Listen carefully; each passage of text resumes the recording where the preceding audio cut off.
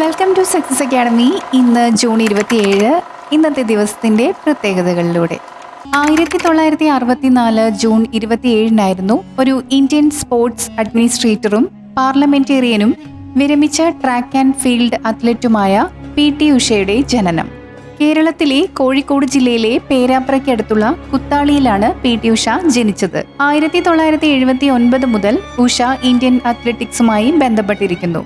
Asian ഗെയിംസിൽ ആകെ 4 സ്വർണ്ണ മെഡലുകളും 7 വെള്ളി മെഡലുകളും നേടിയിട്ടുണ്ട്. ഇന്ത്യൻ ട്രാക്ക് ആൻഡ് ഫീൽഡിന്റെ റാണി എന്നാണ് PT ഉഷ അറിയപ്പെടുന്നത്. 1839 സിഖ് സാമ്രാജ്യ സ്ഥാപകനും ആദ്യത്തെ മഹാരാജാവുമായിരുന്ന രഞ്ജിത് സിംഗ് അന്തരിച്ചു.